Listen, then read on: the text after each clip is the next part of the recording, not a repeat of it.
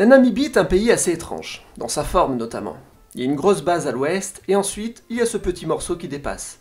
Ce morceau a un nom, on l'appelle la bande de Caprivi, et c'est une bizarrerie géographique. Dans cette vidéo, je vais parler de cette bande, du pourquoi elle est là, mais aussi comment elle fonctionne au sein de la Namibie. Je parlerai plus généralement de la Namibie, dont la géographie est passionnante. Il y a énormément d'enjeux. Aperçu. Un petit aperçu de la géographie de la Namibie s'impose. Ce pays a une superficie de 825 000 km². En Afrique australe, c'est légèrement plus grand que le Mozambique, situé de l'autre côté. Mais la grande différence avec le Mozambique, c'est la population. Au Mozambique, il y a 27 millions d'habitants. En Namibie, on est à presque 2,7 millions, 10 fois moins. La densité y est de 3 habitants au km². C'est le deuxième pays au monde pour la faible densité. La Mongolie dispose de la première place. Et il n'est pas facile de dominer un territoire si grand avec si peu de monde. À cela s'ajoute le fait que le pays dispose de la bande de Caprivi, un peu isolée. Histoire. La Namibie actuelle résulte de la colonisation allemande sous le nom de Sud-Ouest africain. Pendant la conférence de Berlin en 1884, le territoire littoral est rattaché à l'Allemagne. Ensuite, les délimitations sont faites avec le Portugal au nord, futur Angola. En 1890, la bande de Caprivi est créée pour donner un accès aux Allemands au fleuve Zambèze. En 1919, suite à la Première Guerre mondiale, l'Allemagne doit renoncer à ses colonies en Afrique.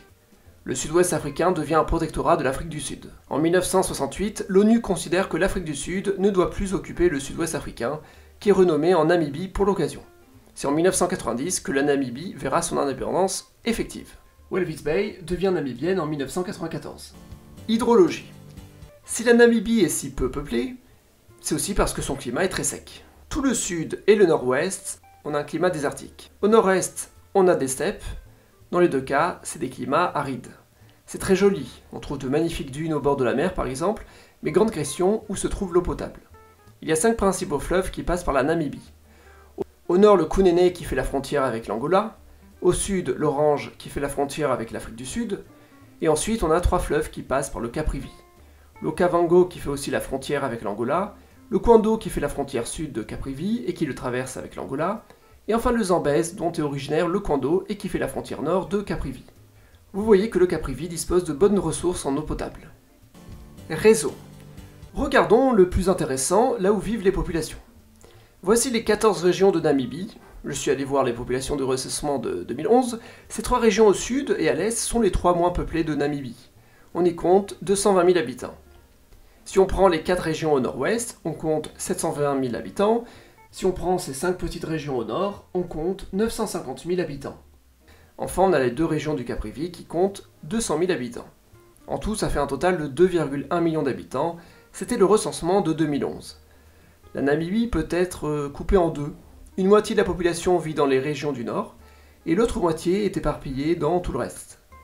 Cette partie nord a donc une densité beaucoup plus élevée que la moyenne du pays, puisqu'on y trouve 8 habitants au km².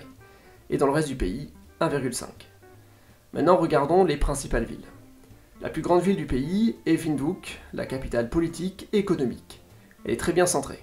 C'est assez incroyable à quel point elle est bien au centre, surtout quand on sait que la population vit surtout au nord. En fait, si la grande partie sud du pays est peuplée, c'est grâce aux quelques agglomérations qui sont présentes. Windhoek compte plus de 430 000 habitants selon l'estimation de 2020, soit 1/6 de la population du pays. Sur la côte, on trouve les 2 villes de Swakopmund et Walvis Bay.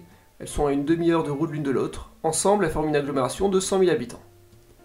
Enfin, au nord, on trouve Otjiwarongo, qui compte 30 000 habitants. Dans l'extrême sud, il y a Keetmanshoop, avec 20 000 habitants. Dans le nord, même s'il y a plus d'habitants, on ne trouve pas de grandes villes. La population est très éparpillée. On trouve tout de même Rundu, 60 000 habitants, Oshakati, qui forme avec Odangwa une agglomération de 60 000 habitants aussi, et bien sûr, Katima Mulilo, 30 000 habitants, situé dans la bande de Caprivi.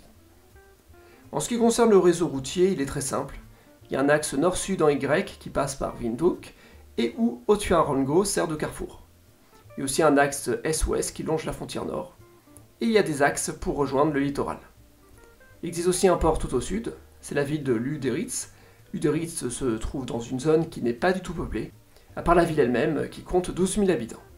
Et en Namibie, beaucoup de villes sont comme ça, c'est des colonies de peuplement situées dans des zones très hostiles, comme par exemple la petite ville de Gobabis, colonie fondée par des Allemands protestants au milieu du XIXe siècle, aujourd'hui presque 20 000 habitants au milieu de nulle part.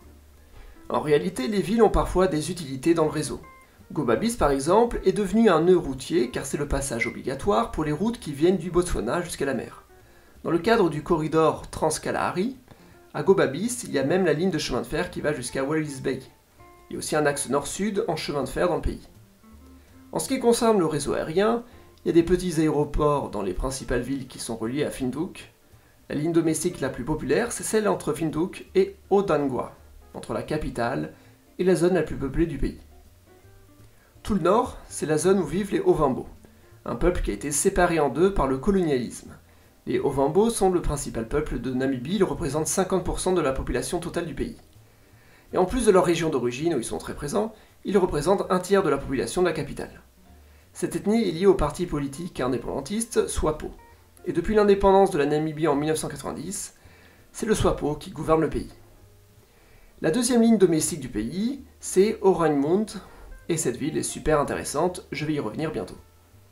À l'échelle internationale, Windhoek est relié principalement au Cap et à Johannesburg, les deux grandes villes de l'Afrique du Sud, et en troisième position, il y a Francfort, principal aéroport d'Allemagne. C'est la seule ville en dehors d'Afrique à être directement reliée à Windhoek, ce qui prouve qu'il y a encore des liens entre la Namibie et l'ancienne puissance colonisatrice. Je n'en ai pas encore parlé, mais la Namibie est peuplée par 8% de blancs, ce qui est une proportion très similaire à l'Afrique du Sud. Les blancs de Namibie sont en majorité des Afrikaners, c'est-à-dire des blancs de langue afrikaans, l'afrikaans étant issu du néerlandais parlé en Afrique. Mais il existe aussi une grande communauté de Namibiens allemands, les descendants de colons allemands en Afrique, et on peut le voir dans l'architecture de certaines villes. Swakopmund a des maisons allemandes dans son centre-ville, Luderitz aussi, et même la ville d'Otjiwarongo située à l'intérieur, considérée comme une des plus germanophones. La Namibie a subi l'apartheid au même titre que l'Afrique du Sud, et comme dans ce pays, il y a eu des Bantoustans qui ont été quasi indépendants. En plus des Ovambo, on compte d'autres peuples bantous au nord, notamment les Kavango et les Herero. On peut dire que 80% de la population du pays parle une langue bantoue. Les blancs parlent leur langue germanique, tout comme les métis, le plus souvent l'afrikaans.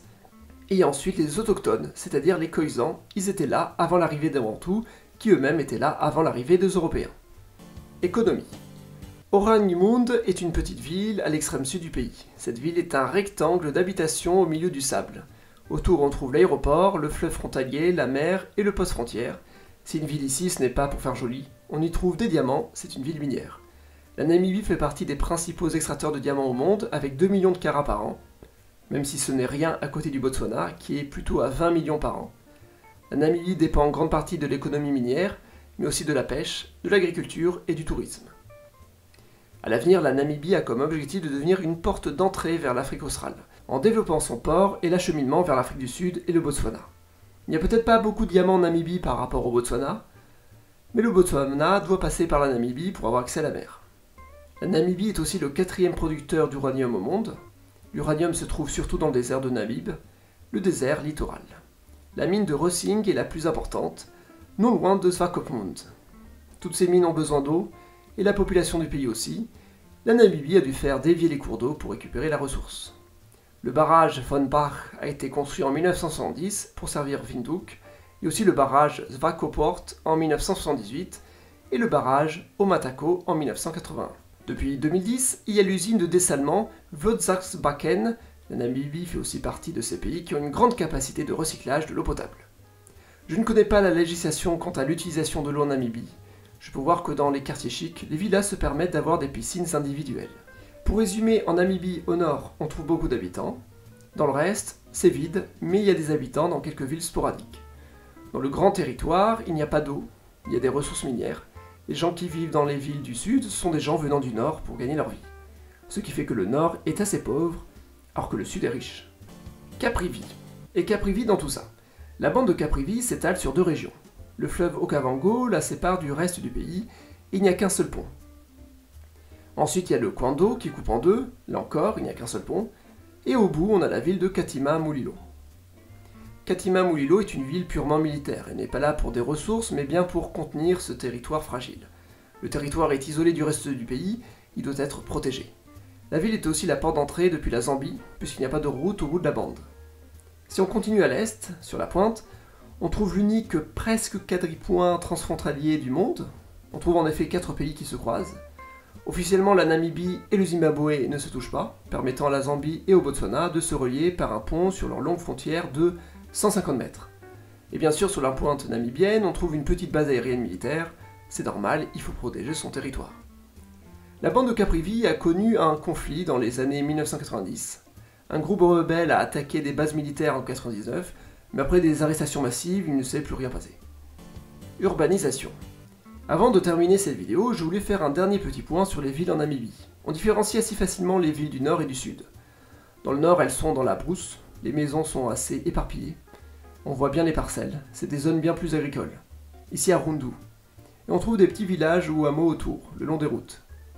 Au sud, au contraire, les petites villes sont bien plus compactes, comme ici à Leonardville. Windhoek est assez impressionnante par son emplacement. L'agglomération est vraiment seule au milieu de rien. On passe directement de la ville au désert. C'est une ville qui rappelle un peu les constructions nord-américaines.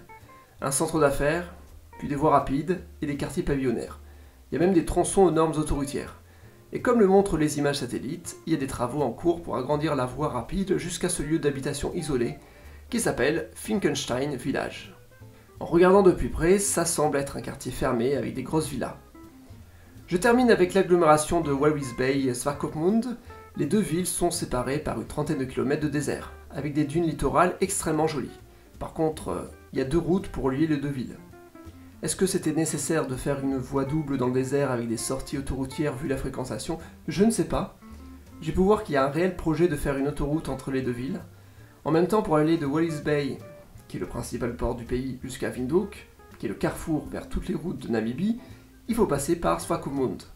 Même à Okahandja, on peut voir qu'il y a une voie rapide de contournement de la ville en cours. Et bien voilà, c'est tout ce que j'avais à dire sur la Namibie. Mettez un pouce bleu, abonnez-vous et à jeudi prochain.